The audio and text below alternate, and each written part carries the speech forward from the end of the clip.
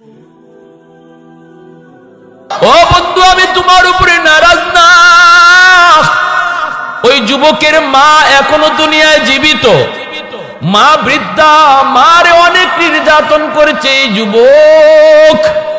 মার কলিজায় অনেক ব্যথা। মরণের সময়টা তো মা ছেলেকে মাপ দেয় না রে বন্ধু। এত ব্যথা পাইছে মা। ও বন্ধু, মারে একটু খবর দিয়ে তুমি জানো, ওই মা যতক্ষণ পর্যন্ত ছেলেকে মাফ না করবে, আমি আল্লাহ তোমার সুপারিশও কবুল করব না।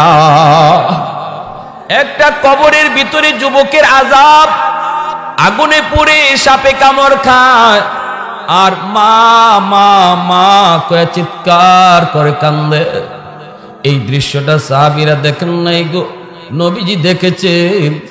এই দৃশ্যটা দেখার পর নবী বলতেছেন, সাহাবীরা রে, আল্লাহ আমাকে রহমতের নবী বানায় পাঠাইছে, আমি নিজে রহমত লইয়া আসি নাই। রহমতের নবী কবরের পাড় দিয়ে চলে যাবে, আর আমার কোন একজন উম্মত কবরে আযাব ভোগ করবে, হয় না। আমি তার জন্য হাত উঠাই আল্লাহর কাছে একটু সুপারিশ করব। তোমরা আমার সাথে শুধু আমিন আমিন বলবা। নবীজি হাত উঠাই দিয়েছেন আর বলতেছেন, মালিক তুমি তো আমাকে রহমতের নবী বলেছ, রহমতের নবী কবরের পার দিয়ে যাবে, আর কবরের ভিতরে আযাব চলবে। হয় না মালিক, হয় না। আল্লাহ তুমি আযাবটা বন্ধ করে দাও। সাহাবায়ে কেরাম সাথে সাথে আমিন বললেন, কিন্তু নবী দেখতেছেন আযাব বন্ধ হলো না। নবী দেখেন আযাব বন্ধ হলো না। আবারও মায়ার নবী হাত বাড়ায় দিছেন, সাহাবায়ে কেরাম আবারও তারা আমিন বললেন, এইবারও তার আযাব বন্ধ হলো না।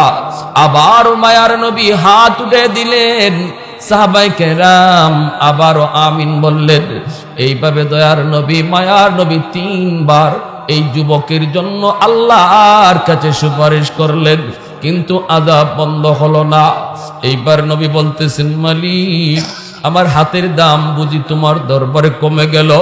আল্লাহ আমি কোন ভুল করেছি গো আল্লাহ। আমার নবী তো হাত উঠাইতে দেরি হয়, কবুল হতে দেরি হয় না, অথচ আজকে নবী একজন যুবকের জন্য 3 বার তিনি সুপারিশ করলেন, আল্লাহ নবীর সুপারিশ কবুল করেন না। নবীজি চিন্তায় পড়ে গেলেন, কোথায় জানি নবী ভুল করে ফেলেছেন। আল্লাহ বুঝি নবীর উপরে নারাজ, নবীর উপরে বুঝি নারাজ। আল্লাহ কই, না বন্ধু আমি তোমার উপরে নারাজ না। আল্লাহু আকবার, জোরে বলো। ও বন্ধু, আমি তোমার উপরে নারাজ না। ওই যুবকের মা এখনো দুনিয়ায় জীবিত, মা বৃদ্ধা, মারে অনেক নির্যাতন করেছে এই যুবক। মার কলিজায় অনেক ব্যথা। মরণের সময়টা তো মা ছেলেকে মাপ দেয় না রে বন্ধু। এত ব্যথা পাইছে মা। ও বন্ধু, মারে একটু খবর দিয়ে তুমি জানো, ওই মা যতক্ষণ পর্যন্ত ছেলেকে মাফ না করবে, আমি আল্লাহ তোমার সুপারিশও কবুল করব না। এইবার তুমি বলো, তুমি কারে আইনা ঘরে দাওয়াত করে খাওয়াইবা? মারে বাদ দাও না, বাবারে বাদ দাও না। না আব্দুল কাদের জিলানী, মঈনুদ্দিন চিশতির আইনা যদি ঘরে তুমি দাওয়াত খাওয়াইয়া দোয়া দেও, তবু আল্লাহ তাদের দোয়া কবুল করবে না।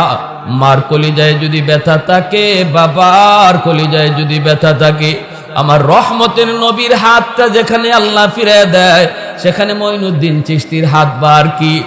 এজন্যই আল্লাহর পাক রব্বুল আলামিন কয়, বন্ধু তার মা যতক্ষণ মাফ না করবে, আমি আল্লাহ তারে মাফ করব না। রহমতের নবী সাহাবায়ে কেরামদেরকে বলেন, সাহাবীরা দ্রুত করে যাও, তার মাকে আমি নবী সালাম জানাও। সাহাবায়ে কেরাম যায় মাকে সালাম জানালেন। মহিলা চলে আসলো কবরের পাশে। আল্লাহর নবী বলতেছেন, মা গো এই কবরখানা তুমি চিনোনি? মহিলা কই, নবী গো চিনি, এই কবরটা হলো আমার ছেলের কবর। নবী কই, তোমার ছেলে বুঝি তোমাকে অনেক কষ্ট দিয়েছে? মা অনেক বুঝি নির্যাতন করেছে, এজন্য কবরের মধ্যে সে আযাব ভোগ করতেছে। আল্লাহ আমাকে অন্তর চোখে দেখায়া দিছে, আল্লাহ আমাকে দেখায়া দিছে। আমি তার জন্য একবার নয় গো মা, একবার নয় তিনবার আল্লাহর কাছে সুপারিশ করেছি, কিন্তু আল্লাহ আমার সুপারিশটা আল্লাহ কবুল করে নাই। আল্লাহ সাফ সাফ জানায় দিছে, যতক্ষণ পর্যন্ত তুমি মা তাকে মাফ না করবা, আল্লাহ আমার সুপারিশটাও কবুল করবে না। ওগো মা, আমি নবী তোমার কাছে সুপারিশ করি, একটু দয়া করে সন্তানকে তুমি মাফ করে দাও। তুমি মাফ করে দিলে আল্লাহ মাফ করে দিবে। সন্তান তো তোমারই, না বুঝা হয়তো অনেক কষ্ট দিছে, আজকে আযাব ভোগ করতেছে, চিল্লায় চিল্লায় মা মা কয়া শুধু কাঁদতেছে। মা গো একটু মাফ করে দাও না, একটু মাফ করলেই তার আযাব বন্ধ হয়ে যাবে। এইবার মহিলা মাথাটা নিচের দিকে দিয়ে দিছি, আমার নবীর দিকে আর তাকায় না। কেমন বা মাথাটা নিচের দিকে দিয়া চোখ থেকে টল টল করে পানি জমিনে পড়ে, টল টল করে জমিনে পানি পড়ে। এইবার মহিলা মুখটা উঠে কই, নবী গো আমাকে মাফ করতে বলবেন না, আমি ওরে মাফ করবো না, আমি এরে মাফ করবো না গো নবী, এখনো আমার পেটে মায়ের দাগ আছে। কি পরিমাণ মায়ের আমাকে মারছে বউয়ের কথা, এখনো আমার পেটে মায়ের দাগ আছে, না গো নবী আমি এর মাফ করবো না। আল্লাহর নবী, রহমতের নবী চিন্তায় পড়ে গেলেন, চিন্তায় পড়ে গেলেন। নবীজি কেমন করে এই ছেলেমেয়ের আযাব বন্ধ করাবেন? এইবার নবীজির চোখ থেকে পানি পড়ে। নবীজিকে আল্লাহ কেমন সন্তান মারে কেমন কষ্টটা দেওয়া দিছে গো মালিক, মারে আমি নবী সুপারিশ করতেছি, এরপরও কলিজা শক্ত, কই মাফ করবে না। আর মায় মাফ না করলে তুমিও তো মাফ করবা না। আল্লাহ তোমার কাছে আমি একটা আবদার করি, মাওলা কবরের আযাবের দৃশ্য আমি নবীকে তুমি যেইভাবে দেখায় দিছো, এইভাবে মার চোখেও তুমি আযাবটা দেখায় দাও।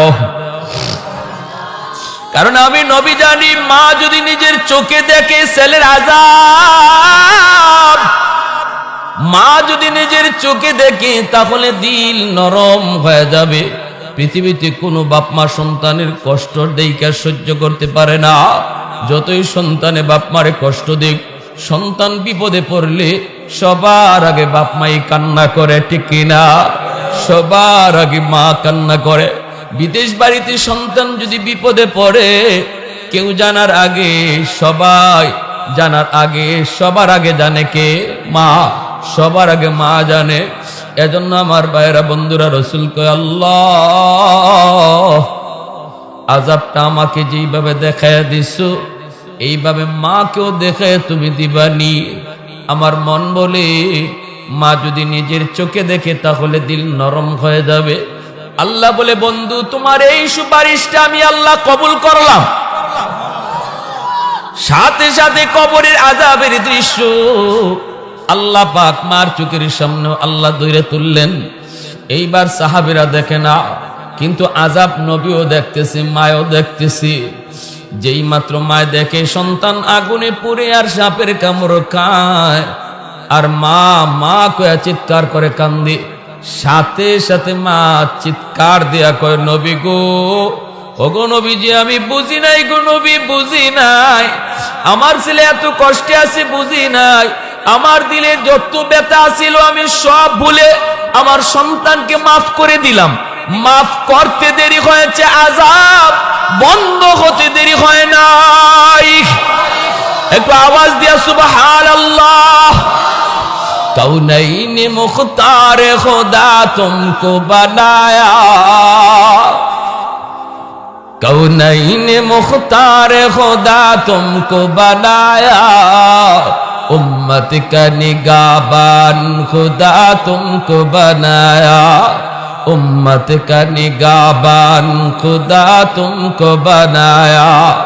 मौला मेरा आका मेरा रहमत की नबी है, तजदार मदीना की तो माह अरबी है, तजदार मदीना की तो माह अरबी है। একটু আওয়াজ দিয়া কন্যা সুবহানাল্লাহ, আর একটু জোরে কন্যা আল্লাহু আকবার।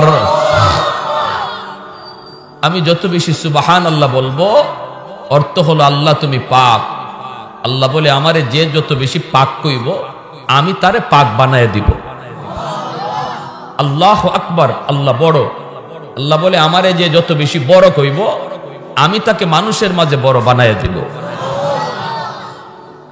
আলহামদুলিল্লাহ, আল্লাহর সমস্ত প্রশংসা আল্লাহ। আল্লাহ বলে যে যত বেশি আমার প্রশংসা করব আলহামদুলিল্লাহ কইয়া আমি আল্লাহ মানুষের মাঝে তারে প্রশংসিত বানায় দেব। এজন্য যে হামিদ হয় আল্লাহ তারে মাহমুদ বানায়। সুবহানাল্লাহ।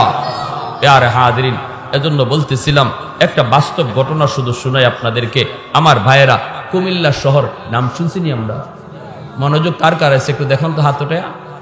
আল্লাহ প্রতিটা হাত কবুল করো, জোরে কোন আমিন। কুমিল্লা একটা শহর, জানি তো আজ থেকে অনেক আগে যখন কুমিল্লায় যাইতে হলে দুইটা ফেরি পার হইয়া যাইতে হইতো, ওই দুই ফেরি পার হইয়া কুমিল্লা শহরে যাইতে হইতো।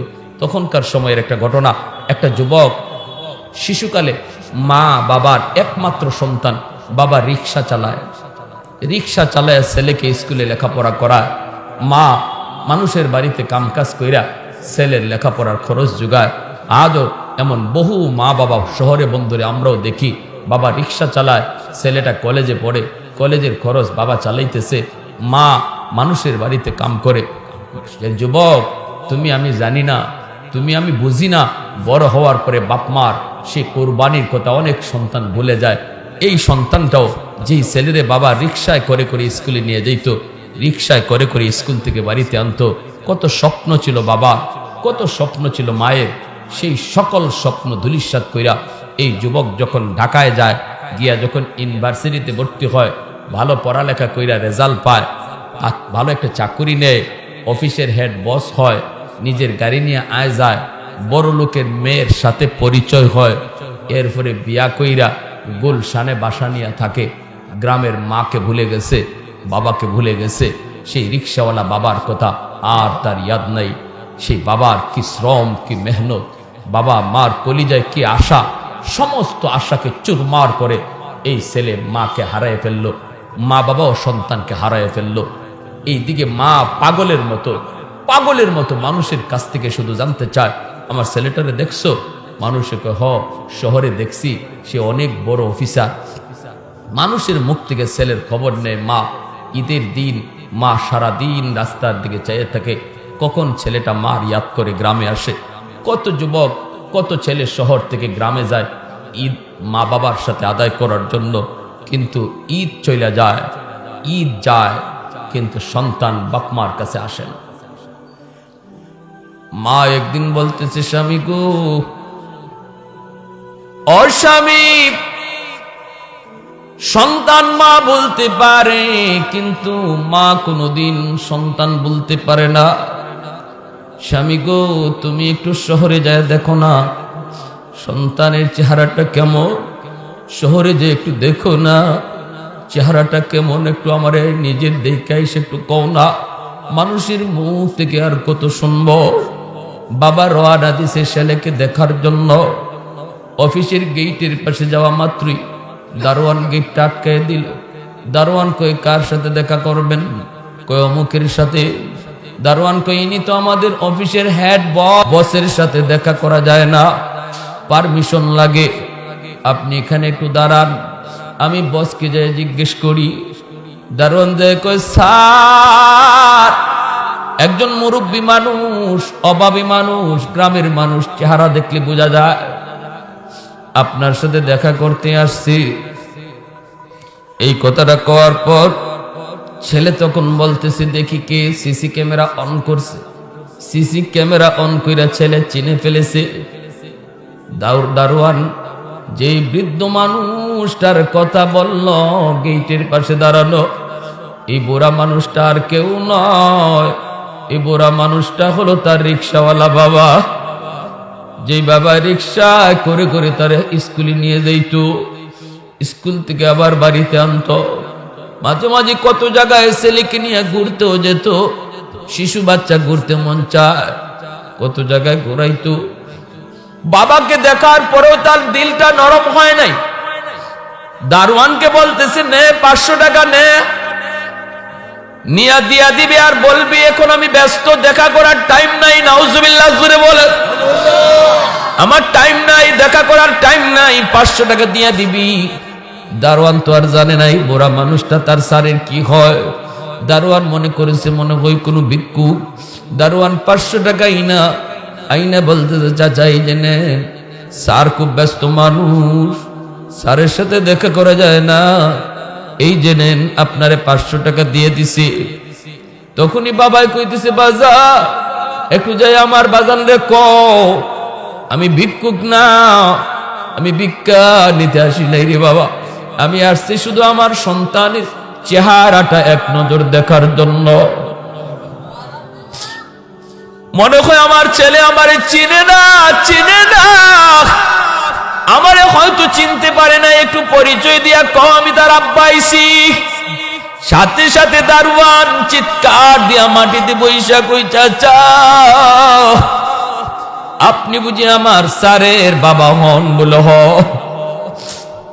সাথে সাথে দারোয়ানে কান্দার কই চাচা গো এই খবর স্যারকে দিয়ে কোনো আর লাভ নাই, স্যার সিসি ক্যামেরার মাঝে আপনারে দেখছে, আপনারে চিনছে, আপনারে দেখছে, আপনারে চিনছে, এরপরও আপনারে চলে যেতে কইছে। অতএব চাচা মনে করেন আপনার ছেলে আপনার আর নাই, আপনার ছেলে আপনার আর নাই। আমি একজন গরিব মানুষ, 20,000 টাকা বেতন পাই, 15,000 আব্বা আম্মার জন্য গ্রামে পাঠায় দেই, 5,000 টাকা নিজের খরচের জন্য শুধু রাখি, আর 2.5 লক্ষ টাকা বেতন পায়, আর আপনারে বুঝি 500 টাকা দেয়। এই বইল বলা মাত্রই বাবা মাথায় হাত দিয়া মাটিতে বইসা কয় আল্লাহ ও মালিক তোমার কাছে বদদুয়া দিলাম না, কারণ উলামায়ে কেরামের মুখে শুনেছি বদদুয়া দিলে এই বদদুয়া তোমার দরবারে কবুল হয়ে যায়। আল্লাহ তোমার কাছে দোয়া করি আমার সন্তানকে তুমি হেদায়েত দান কইরো। এই কথা বইলা বাবা দোয়া কইরা চইলা যাইতেছে বাড়িতে, একদম এরকম ভাবে খালি হাতে বাড়িতে যায়। এইদিকে বিবি অপেক্ষায়, স্বামী আসতেছে, দৌড়ে যায় স্বামীকে ধরছে, স্বামীকে একটু কও না চেহারাটা কেমন দেখে আসছো, কিন্তু বাবা তো দেখেই নেই, কেমনে বলবি চেহারাটা কেমন, কথা তো কয় না, ঠোঁট শুধু কাঁপতেছে, চোখ দিয়া পানি ঝরতেছে। বারবার স্ত্রী জিজ্ঞেস করে স্বামী কও না কেমন দেখে আসছো। এইবার বাবাই কয় বিবি গো তোমার ছেলে মস্ত বড় অফিসার, বাবার সাথে দেখা করার টাইম তার নাই। এই কথা বলতে সাথে সাথে মা আবারও আল্লাহ কইয়া মাটিতে বসে গেল। মাও বদদুয়া দিল না, মাও কয় আল্লাহ আমার মানিক বুঝে না, আল্লাহ তুমি তারে বুঝ দাও, আল্লাহ আমার মানিক বুঝে না, বুঝ দাও, বিপদ দিও না, বদদুয়া দেই না। এই বইলা মা বিছানায় পড়ে গেছে রে যুবক। এইদিকে মা বাবা দুজনেই কিন্তু দোয়া করছে, বদদুয়া দিছে না। আল্লাহ পাক বাপ মার দুজনের দোয়া কিন্তু আল্লাহ কবুল করে নিছি। কেমনে? এজন্য বলি সাবধান, সন্তান যদি কষ্ট দেয় বদদুয়া দিবেন না, বদদুয়া দিলে কিন্তু কবুল হয়ে যায়। সন্তান বিপদে পড়লে সবার আগে আপনি কান্না করবেন, এজন্য বদদুয়া দিবেন না। এই ছেলে গুলশান আজাদ মসজিদে জুম্মার নামাজ পড়তে ঢুকছে, পবিত্র রমজান মাস। এই যে রমজান মাস আর মাত্র কয়দিন বাকি, রমজান মাসে সবাই কিন্তু নামাজে যায়, মসজিদ ভরপুর থাকে, রমজানে মানুষের দিল ভালো থাকে, নরম থাকে, ঠিক কিনা জোরে বলেন। ওই যুবক ঢুকছে এই যুবক ঢুকছে মসজিদে জুম্মার নামাজ পড়ার জন্য। জুম্মার নামাজ পড়ার জন্য যুবক ঢুকে দেখে মিম্বরে বসা আল্লাহর এক বহুত বড় ওলি যাত্রাবাড়ির হযরত মাহমুদুল হাসান দামাত বারকাতুহুম মিম্বরে বসে তিনি জুম্মার বয়ান করেন। এই দিনের বয়ান ছিল মা বাবার কদর, বাপ মার কদর। আল্লাহর ওলি কথা বলতেছেন, শোনো, যেই সন্তান বাপ মারে দুঃখ দেয়, ব্যথা দেয়, তার কিন্তু মৌতের সময় মুখ দিয়া কালেমা নসিব হয় না, কালেমা নসিব হয় না। কথাগুলা বলতেছেন, প্রতিটা কথা যুবকের দিলের ভিতরে গিয়ে লাগতেছে, দিল পরিবর্তন করায় দিতেছে কে? একটু জোরে আওয়াজ দিয়া বলেন কে? উসিলা হলো একজন নবীর নায়েব, উসিলা হলো একজন আলেমের কথা, উসিলা হলো একজন আল্লাহর ওলির জবানের কথা, কিন্তু মূলত দিল ঘুরায় দিতেছে কে? সাথে সাথে যুবক নামাজের ভিতরেই কান্না শুরু করে দিল। এতদিন পর্যন্ত সে যা ভুল করেছে সব ভুল সে বুঝতে পেরে যুবক নামাজটা শেষ কইরা সোজা বাসায় না গিয়া মার্কেটে গেল। বাবার জন্য মায়ের জন্য বিভিন্ন রকমের মার্কেটিং করে, চোখ থেকে দরদর করে পানি পড়ে। যুবকের যায় নামাজের মুসল্লা পর্যন্ত বিজায় দিছে, আর কয় আল্লাহ আমার বাপ মার কাছে আমার মাপ চাওয়ার সুযোগ তুমি দিবানি, মাপ চাওয়ার সুযোগটা দিবানি। এই বইলে যুবক বিভিন্ন ইফতারি নিয়া কুমিল্লা শহরের কাছেই গ্রাম, ওই গ্রামে যাওয়ার উদ্দেশ্যে রওনা দিল। দুইটা ফেরি পার হতে হতে অনেক দেরি হয়ে গেল। শহরে ঢুকলো, তারাবির নামাজ শেষ, সব মানুষজন খায়া দেয়া ঘুমায় পড়েছে। এই যুবক এখন কেমন করে গ্রামে যাবে? গ্রামে যাওয়ার কোনো সুরত নাই, রিক্সা লাগবে নইলে গাড়ি লাগবে, কিছু না কিছু না হলে গ্রামে যাওয়া যাবে না। যুবক শহরের ভিতরে হাঁটতেছে পাগলের মতো, ডানে বামে তাকায়, কোনো রিক্সা নাই, কোনো মানুষজন নাই। যুবক কান্না করে কান্না করে চোখ দিয়া দরদর করে পানি পড়ে। মানুষেরা কই যুবক কি হয়েছে? যুবক কয় আমাকে একটা রিক্সা বাউ করে দাও, আমি অমুক গ্রামে যাবো। কে মারা গেছে তোমার? যুবক কয় আমার সব সর্বনাশ হয়ে গেছে, আমাকে তোমরা একটু দ্রুত করে গ্রামে পাঠাও। জানি না আমার মা আমার বাবা দুনিয়ায় জীবিত আছেনি না নাই। আমি যেই কষ্ট দিয়েছি, যেই বেয়াদবি আমি করেছি, আল্লাহর দরবারে আমার মাফ নাই। আমাকে একটু তাড়াতাড়ি তোমরা গ্রামে পাঠানোর ব্যবস্থা করো। একজন মানুষও কই যুবক এত রাতে কেউ রিক্সা নিয়ে যাবে না, কিছুক্ষণ পরে সেহরি টাইম, এজন্য কেউ রিক্সা নিয়ে যাবে না। তবে আমার মনে হয় একটা রিক্সাওয়ালা তোমারে নিয়ে যাইতে পারে। এই রিক্সাওয়ালাটা সারা জীবন রিক্সা বাইতেছে, মুরব্বী মানুষ, বয়স হয়ে গেছে, কোমর বাঁকা হয়ে গেছে।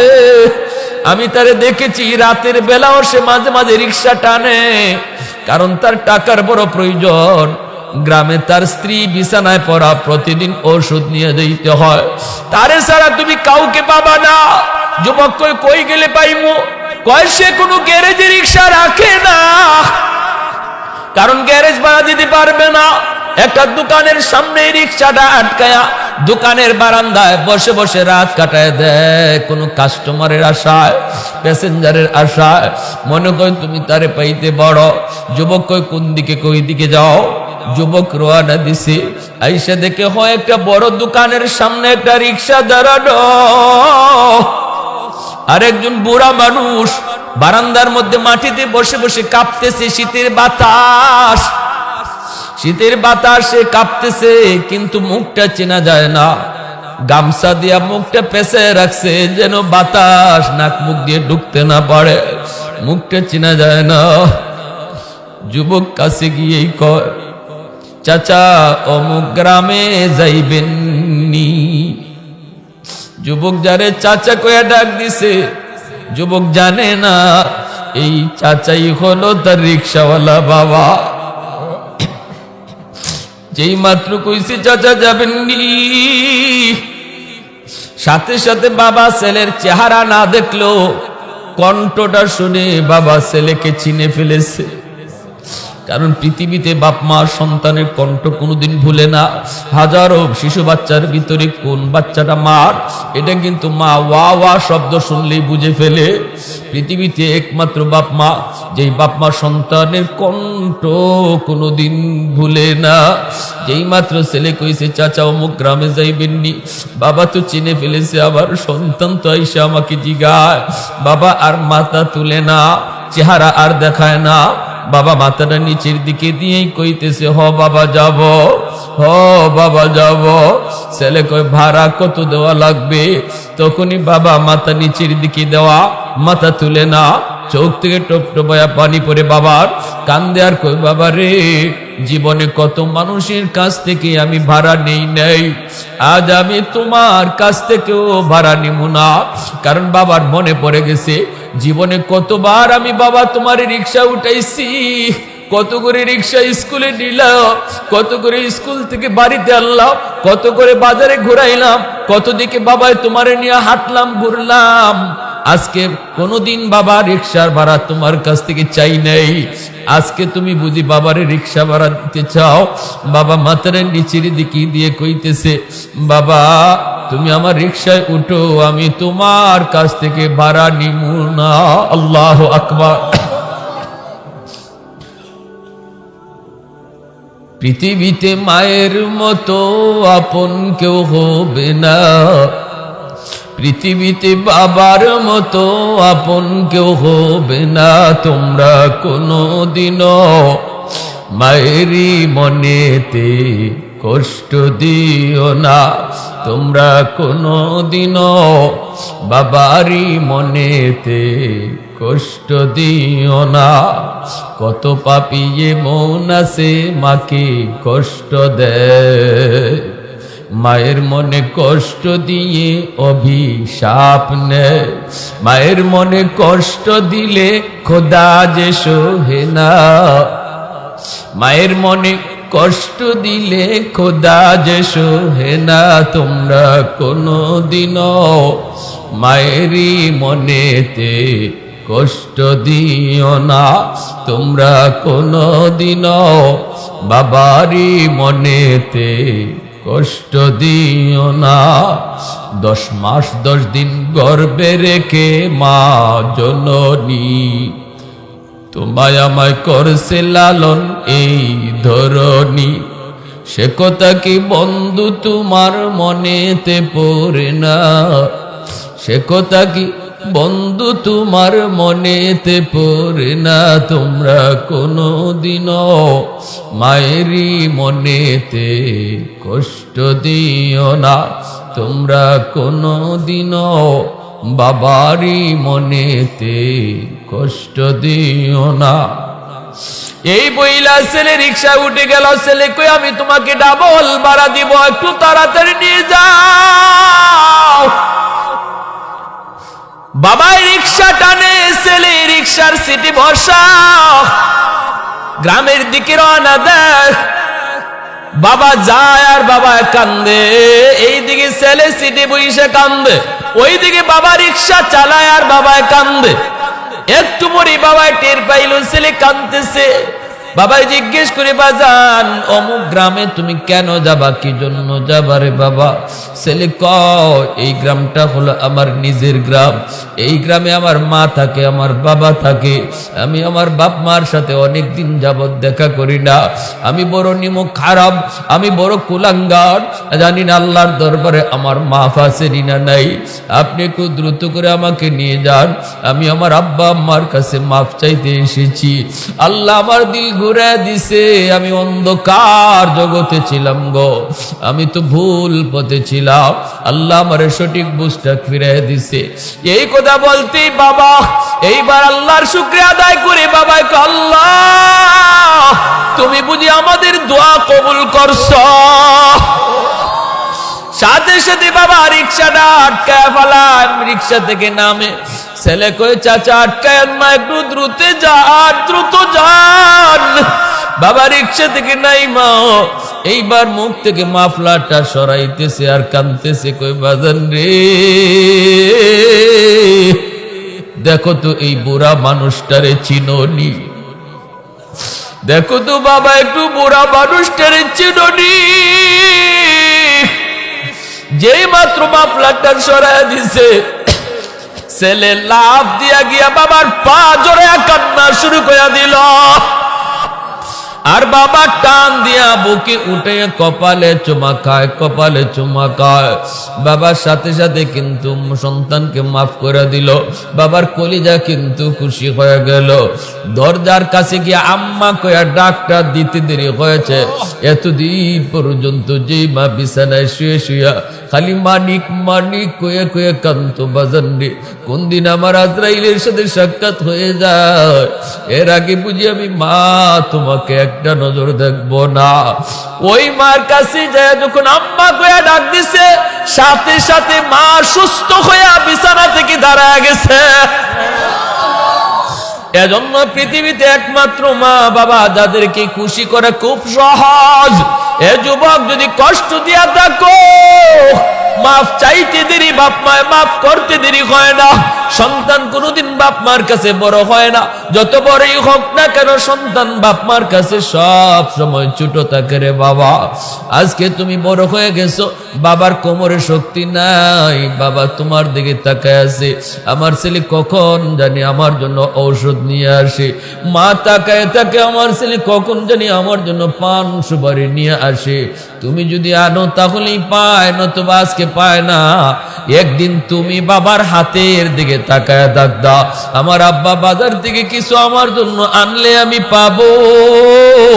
ওই দিন কিন্তু বাবা খালি হাতে বাড়িতে যায় নাই, তোমার আমার জন্য কিছু না কিছু লইয়া বাড়িতে গেছে।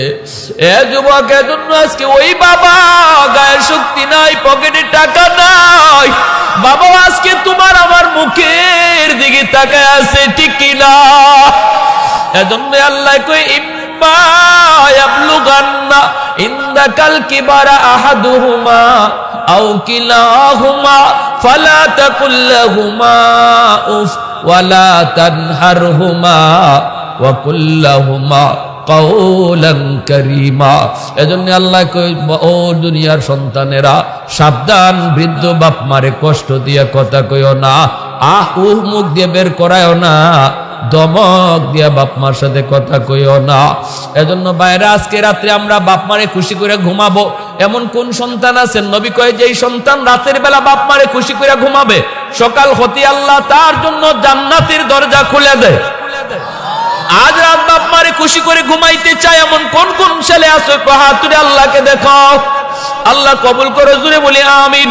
একটা সূরত বইলা দেই, যুবক বাজার থেকে আজকে খালি কমলা নিয়ে ঘরে ঢুকবা, বিবির হাতেও কমলাটা আগে দিও না, সন্তানের হাতেও আগে দিও না, যাই মার হাতে তুমি কমলাটা ধরায় দিও, আম্মা আজকে কমলাটা তোমার জন্য আনছি, আম্মা তুমি খাও। আমরা তো কত খাইছি, সন্তানেও তো কতই খায়, কমলাটা খুব মিষ্টি, আম্মা তুমি খাও। এই কথাটা কই মার হাতে যখন তুমি কমলাটা দিবা, অথবা মায় যা পছন্দ করে তা নিয়ে মার হাতে দিবা, সন্তানের হাতে দিও না।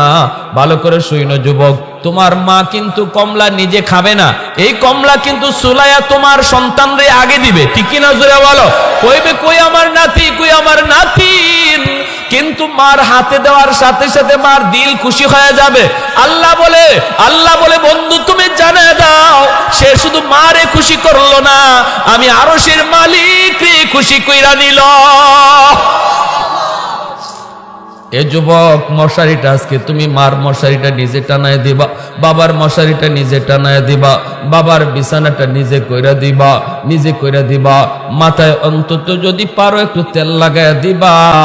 অসুস্থ বাবার জন্য ডাক্তার পরে আনবা, আগে নিজে বাবার মাথার পাশে বৈশা কপালে হাতটা রাখো, দেখবা বাবা অর্ধেক সুস্থ হয়ে গেছে। যখনই বাবার দিল খুশি হয়, সন্তান বাপ মার কাছে যখনই বয়, তখনই বাপ মার অন্তরে বড় আনন্দ লাগে। আজকে মার কাছে তুমি বসতে চাও না, মার কাছে তুমি বসতে চাও না, কেন বসতে চাইবা না? আমার মনে পড়ে যুবক, ওই দিন আমি ঘুমায় রয়েছি, আমার ছোট্ট মেয়েটা আমার কাছে আসছে, আমার মেয়েটা আমার সাথেই খেলে, আমার সাথেই গল্প করে, ছোট মেয়েটা আমার সাথেই সময় বেশি কাটায়। আমি ঘুমায় রয়েছি ফজরের নামাজের পর, 10টা বেজে গেল, এখনো উঠি না, কিন্তু আমার মেয়েটা সে তো তার খেলার সাথী চায়, আমাকে চায়, বাবাকে চায়, কিন্তু কি করে কেমন করে আমাকে ঘুম থেকে জাগাবে?